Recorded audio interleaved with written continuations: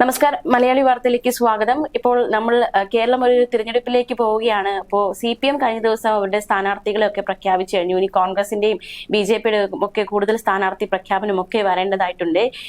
അതിനിടയിൽ ഈ CPM തലശ്ശേരിയിൽ സ്ഥാനാർത്ഥിയാക്കുന്നത് കാരായി രാജനെയാണ്. നമുക്കറിയാം, കാരായി രാജൻ ഫസൽ വധക്കേസ് പ്രതിയാണ്. അപ്പോൾ അത്തരത്തിൽ, അതായത് ഒരു കോടതി വിധിയുണ്ട്, കണ്ണൂരിൽ പ്രവേശിക്കരുത് എന്ന ഒരു ഉപാധികളോടെ ജാമ്യം കിട്ടിയ വ്യക്തി കണ്ണൂരിൽ തന്നെ മത്സരിക്കുകയാണ് നിയമസഭാ തെരഞ്ഞെടുപ്പിലേക്ക്. അപ്പോൾ ഇതിനെതിരെ ചില വിമർശനങ്ങളൊക്കെ, കാരായി രാജനെ മത്സരിപ്പിക്കുന്നതിനെതിരെ ചില വിമർശനങ്ങളൊക്കെ നിലവിൽ ശക്തമായി കൊണ്ടിരിക്കുകയാണ്. കഴിഞ്ഞ ദിവസം രാഹുൽ മാങ്കൂട്ടത്തിൽ MLA അടക്കമുള്ളവർ ഇതിനെ ചോദ്യം ചെയ്ത് നിങ്ങൾ ആരെയാണ് വെല്ലുവിളിക്കുന്നത് എന്നതടക്കമുള്ള ചോദ്യം ഉന്നയിച്ച് രംഗത്ത് വന്നിരുന്നു. അപ്പോൾ കാരായി രാജന്റെ ഒരു സ്ഥാനാർത്ഥിത്വം, അതിനെ രാജേന്ദ്ര പന്തല സാർ എങ്ങനെയാണ് വിലയിരുത്തുന്നത്?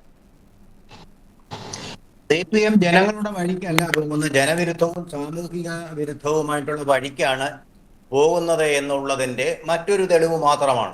CPMൽ നിന്ന് അത് വരുമ്പോൾ നമ്മൾ പ്രത്യേകിച്ച് ഞെട്ടേണ്ട കാര്യമില്ല. കാരണം ഇത് തന്നെയാണ് വന്നുകൊണ്ടിരിക്കുന്നത്. ജനവിരുദ്ധമായിട്ടുള്ള വർഗീയമായിട്ടുള്ള കാര്യങ്ങൾ ആണ് വന്നുകൊണ്ടിരിക്കുന്നതെല്ലാം തന്നെ. ജനങ്ങളെയും പാർട്ടിയെയും ബഹുമാനിക്കാത്ത കുറേ നേതാക്കന്മാർ മുന്നോട്ട് പോവുകയാണ്. പാർട്ടിയിൽ നിന്ന് അതുകൊണ്ട് തന്നെ നമ്മളെ ഞെട്ടിപ്പിക്കുന്നത് അതിൻ്റെ അടിയുറച്ച നേതാക്കൾ, ജനപിന്തുണയുള്ള നേതാക്കൾ ഓരോന്നോരോന്നായി ഘോഷയാത്രയായി പാർട്ടിയിൽ നിന്ന് പുറത്തേക്ക് പോകുന്നു. ഇത് വാസ്തവത്തിൽ CPM എന്ന പാർട്ടിയുടെ ശവഘോഷയാത്രയാണ്. അതിൻ്റെ ഭാഗമാണ് കാരായി രാജൻ എന്ന് പറയുന്ന കൊലക്കേസ് പ്രതി അവരെ കണ്ണൂരിൽ മത്സരിക്കുന്നത്. കൊലക്കേസിൽ മാത്രമല്ല, കണ്ണൂരിൽ കാപ്പാക്കേസ്, തലശ്ശേരിയിൽ നിർത്തി മത്സരിപ്പിക്കുന്നു. തലശ്ശേരി എന്ന് പറയുന്നതും ഇതിന്റെ ഭാഗമാണല്ലോ. കണ്ണൂർ ജില്ലയിലാണ് അദ്ദേഹത്തിന് പ്രവേശനം നിഷേധിച്ചിരുന്നത്. കൊലക്കേസ് പ്രതി ആയതുകൊണ്ട് മാത്രമല്ല, അദ്ദേഹം കാണിച്ച ഒരു മ്ലേച്ഛത, വർഗീയ കലാപം മുറ്റിനിന്ന തലശ്ശേരി ഉൾപ്പെടുന്ന കണ്ണൂർ ജില്ലയിലാകമാനം അദ്ദേഹം ചെയ്തു കൂട്ടിയ കൃത്യങ്ങൾ ഒരു വർഗീയ കലാപം ആസൂത്രണം ചെയ്തുകൊണ്ടായിരുന്നു.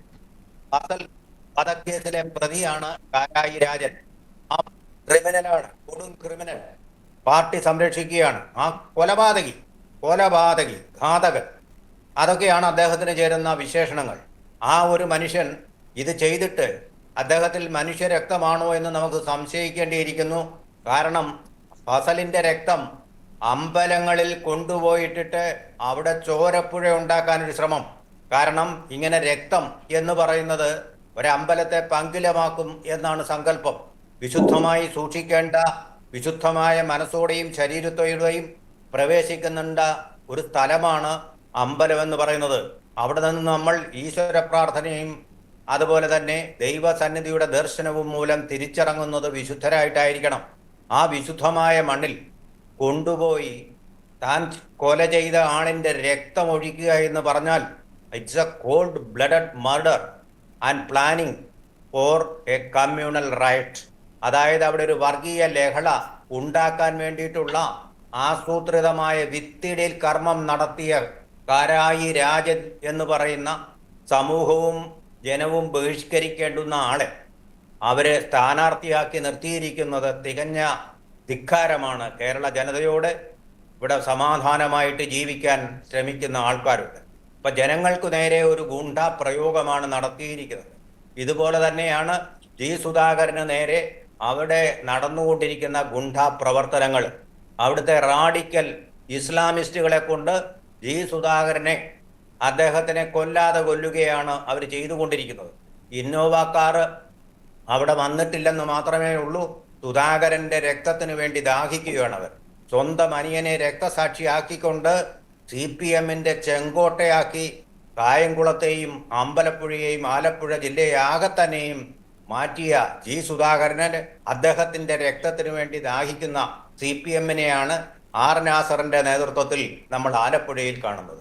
അതിന് സമാനമായിട്ടാണ് കണ്ണൂരിൽ കുറെ നാളായിട്ട് നിൽക്കുന്ന സമാധാനം അപ്പാടെ തീകെടുത്തി കളയാൻ വേണ്ടിയിട്ട് കാരായി രാജനെ പോലൊരു കൊടും ക്രിമിനലെ സ്ഥാനാർത്ഥിയാക്കി നിർത്തി സുധാകരനെ പോലെ സമാധാന പ്രിയനായിട്ടുള്ള ശരിയായ കമ്മ്യൂണിസ്റ്റ് നേതാവിനെ അവർ തള്ളി.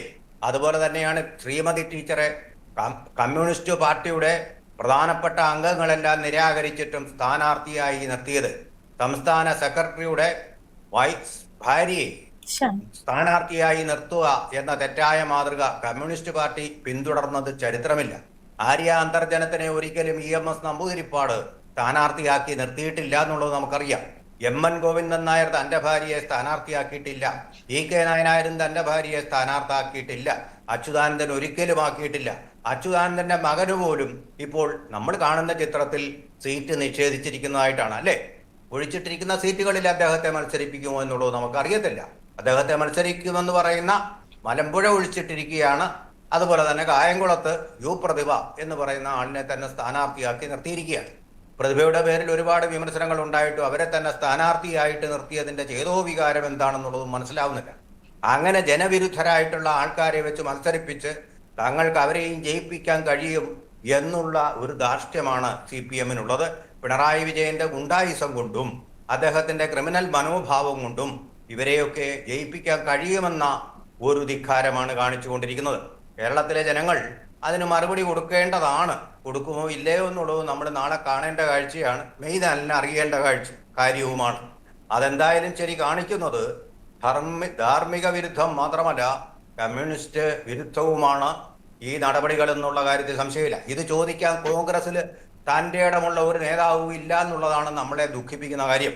കോൺഗ്രസിൽ നിന്ന് പുറത്താക്കപ്പെട്ട രാഹുൽ മാങ്കൂട്ടത്തിൽ തന്നെ ഇതിനെതിരെ ചോദിക്കേണ്ടി വന്നു, തക്ക മറുപടി പറയേണ്ടി വന്നു എന്നുള്ളതാണ്. അദ്ദേഹം പറഞ്ഞ കാര്യങ്ങൾ പ്രസക്തമാണ്. കണ്ണൂർ ജില്ലയ്ക്ക് വേണ്ട എന്ന് പറഞ്ഞ ഒരാളിനെ പിടിച്ച് കണ്ണൂർ ജില്ലയ്ക്കകത്ത് സ്ഥാനാർത്ഥിയാക്കുക, കണ്ണൂർ ജില്ലയിൽ നിന്ന് പുറത്താക്കിയ കാപ്പാക്കസ് പ്രതിയെ അവിടെ കൊണ്ടുവന്ന് ജനങ്ങൾക്കെതിരെ യുദ്ധം നടത്തിപ്പിക്കുന്ന ഒരു കാഴ്ചയാണ്. ഞങ്ങളുടെ പാർട്ടി ഗ്രാമം ഉപയോഗിച്ചും പാർട്ടിയുടെ ഗുണ്ടാബലം ഉപയോഗിച്ചും അതിലെ കാപ്പാക്കേസ് പ്രതികളുടെ എണ്ണം ഉപയോഗിച്ചുകൊണ്ട് തങ്ങൾക്ക് അവരെ ജയിപ്പിക്കാമെന്ന് പറയുന്നത് പണ്ട് ജ്യോതിബാസുവിന്റെ കാലത്തും അതിനു മുമ്പ് സിദ്ധാർത്ഥ ശങ്കർ റേയുടെ കാലത്തും ബംഗാളിൽ ബൂത്തുകൾ പിടിച്ചും ആൾക്കാരെ ഭീതിപ്പെടുത്തി വോട്ട് ചെയ്യാൻ വരുന്നവരെ അടിച്ചോടിക്കുകയും ചെയ്ത ഒരു സാംസ്കാരിക അധപ്പതനത്തിന്റെ, രാഷ്ട്രീയ അധപ്പതനത്തിന്റെ കാലത്തിലേക്ക് CPM നമ്മളെ കൂട്ടിക്കൊണ്ടു പോവുകയാണെന്ന് തോന്നുന്നു. ഒരുപക്ഷെ അവർ തോറ്റു കഴിഞ്ഞാൽ കേരളമാകെ ചോര കളമാക്കി തീർക്കുമെന്നുള്ള മുന്നറിയിപ്പും കൂടി ഇതിൽ ആവിർഭവിച്ചിട്ടുണ്ട്. കേന്ദ്ര ഗവൺമെന്റ് അതിശക്തമായിട്ട് ഇടപെടേണ്ട ഒരു സമയമാണ് ആവിർഭവിച്ചിരിക്കുന്നത്. കൊലയാളികൾ സ്ഥാനാർത്ഥിയാണ്, ക്രിമിനലുകളെ സ്ഥാനാർത്ഥി, നിങ്ങൾ എന്തോ ചെയ്യും, പോയി കേസ് കൊടുത്ത് എന്നുള്ള ധിക്കാരത്തോടു കൂടി വേറെ സ്ഥാനാർത്ഥികൾ ഇല്ലാഞ്ഞിട്ടാണ്. എത്രയോ പേരുണ്ട് സുരേഷ് കുറുപ്പിനെ പോലെ മര്യാദയ്ക്ക് രാഷ്ട്രീയ പ്രവർത്തനം നടത്തുന്ന, ഗുണ്ടായുസത്തിന്റെ ലെവലേശമില്ലാത്ത, കേരളീയ മര്യാദയ്ക്കും കേരളീയ സമാധാനപ്രിയത്തിനും ചേരുന്ന എത്രയോ നേതാക്കളെ ഉപേക്ഷിച്ചുകൊണ്ടാണ് ഈ ക്രിമിനലുകളെ, കൊടും ക്രിമിനലുകളെ, കൊലപാതകികളെ ഒക്കെ എടുത്ത് നമ്മുടെ തലയിൽ കെട്ടിവെക്കാൻ ശ്രമിക്കുന്നത്. ഒരുപക്ഷെ ജയിച്ചു വന്നിരിക്കും. ഇവരൊക്കെ MLA-മാരായി അസംബ്ലിയിൽ പോയി കഴിഞ്ഞാൽ കേരളത്തിന്റെ ഭാവി എന്താണ്? ഭരണത്തിൽ വന്നില്ലെങ്കിലും അങ്ങനെയുള്ള MLA-മാരിരിക്കുന്ന ഒരു നിയമസഭയിൽ വനിതാ അംഗങ്ങൾ ധാരാളമായിട്ടുണ്ടാകാനുള്ള സാധ്യതയാണ് ഇപ്പോൾ തെളിയുന്നത്. അവരുടെ സുരക്ഷിതത്വം എന്താണെന്ന് ഞാൻ ഭയന്നു പോകുന്നു. അസംബ്ലി എന്ന് പറയുന്നത് ഒരു ക്രിമിനൽ കൂട്ടായ്മയായിട്ട് മാറുകയാണെങ്കിൽ ജനപ്രാതിനിധ്യ നിയമത്തിന്റെ, നമ്മുടെ ഭരണഘടനയുടെ, നമ്മുടെ ജനാധിപത്യത്തിന്റെ ഒക്കെ തന്നെ ഭാവി തുലാസിലെന്നേ പറയാൻ പറ്റൂ. ഈ ജനാധിപത്യത്തിലും ഭരണഘടനയിലും വിശ്വാസമില്ലാത്ത, തൊഴിലാളി വർഗ സർവാധിപത്യത്തിൽ വിശ്വസിക്കുന്ന, ജനകീയ ജനാധിപത്യ വിപ്ലവത്തിൽ മാത്രം വിശ്വസിക്കുന്ന ആ പാർട്ടി കേരളത്തിൽ ഒരു അരാജകത്വം, എനിക്ക് ശേഷം പ്രളയം എന്ന രീതിയിൽ ഒരു പ്രതീതി ഉണ്ടാക്കാൻ വേണ്ടി നടത്തുന്ന ഒരു പ്രതീതി വിപ്ലവമാണോ ഇതെന്നും സംശയിക്കേണ്ടിയിരിക്കും. താൻ തോൽക്കുമെന്നുള്ളൊരു ഭയം പിണറായി വിജയന്റെ മനസ്സിലുള്ളതാണ്, ഉള്ളത് കൊണ്ടായിരിക്കാം. എങ്കിൽ ഞാൻ ക്രിമിനലുകളെ കൊണ്ട് നിങ്ങളെ നേരിടിപ്പിക്കും എന്നുള്ള ഒരു ധിക്കാര മനോഭാവമായിരിക്കാം അദ്ദേഹത്തെ ഇപ്പോൾ ഭരിക്കുന്നത്. എന്തോന്നു പരാജയ ഭീതിയായിരിക്കാം ഇതിന്റെ പിന്നിൽ. ഇത് പറയാൻ ചുണയുള്ളവരാണ് കോൺഗ്രസിൽ ഇല്ലാത്തത്. വല്ലാത്ത കഷ്ടം തന്നെ എന്ന് പറയാനുള്ളൂ. അവരാണ് പറയേണ്ട, പ്രതിപക്ഷമായിരിക്കുന്ന അവരാണ്. BJP പ്രതിപക്ഷമല്ല. അപ്പൊ അതുകൊണ്ട് അവർക്ക് പ്രസക്തിയില്ല. ഒരു MLA പോലും ഇല്ല അവർക്ക്. ഇത്രയും MLA-മാരുള്ള കോൺഗ്രസ് ഇത്തരത്തിൽ മോശമായ പ്രകടനമാണ് കാഴ്ചവെച്ചിരിക്കുന്നതെങ്കിൽ നിങ്ങൾ ഇനി ഒരു MLA-യും അങ്ങോട്ട് അയക്കാതിരിക്കുകയാണ് ഭേദമെന്നാണ് തോന്നുന്നത്. രാഹുൽ മാങ്കൂട്ടത്തിലിനെ പോലെ ഈ നെറുകേടുകളെ, കൊള്ളരുതായ്മകളെ ചോദ്യം ചെയ്യാനുള്ള MLA-മാരാണ് നമുക്ക് വേണ്ടത്. അല്ലാതെ അവിടെ മരപ്പാവകൾ പോലെയും സാരഭഞ്ചികകൾ പോലെ ഇരിക്കുന്ന MLA-മാരെ കൊണ്ട് നിറച്ച് അയ്യോ ഞങ്ങൾ ജയിച്ച് എന്ന് പറയുന്ന ഒരു അർത്ഥവുമില്ല. MLA-മാർ ഒരൊറ്റ ആളേ ഉള്ളെങ്കിലും, കനൽ ഒരു തരിയാണെങ്കിലും അവിടെ അതിന് കത്താൻ കഴിയണം, ആളിക്കത്താൻ കഴിയണം. അനീതികളെ അതുപോലെ തന്നെ കൊള്ളരുതായ്മകളെയൊക്കെ സംഹരിക്കാനുള്ള സംഹാരശക്തിയും അതിനുണ്ടായിരിക്കണം.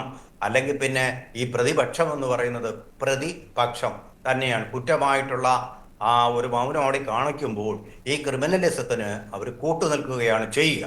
കാരായി രാജന്റെ കാര്യം പറയാൻ ഒരു പാർട്ടിക്ക് പുറത്തേക്ക് നിങ്ങൾ അറിഞ്ഞുവിട്ട ആ ആള് തന്നെ രാഹുൽ മാങ്കൂട്ടത്തിൽ തന്നെ വേണ്ടി വന്നു. അദ്ദേഹം ചെയ്ത പാപങ്ങളോ ക്രൈമുകളോ നിങ്ങളിപ്പോൾ കാണിക്കുന്ന ഈ കുറ്റകരമായ മൗനം എന്ന ക്രൈമിനും അപ്പുറമൊന്നുമല്ല എന്ന് നമുക്ക് വിശകലനം ചെയ്യേണ്ടതായിട്ട് വരുന്നുണ്ട്.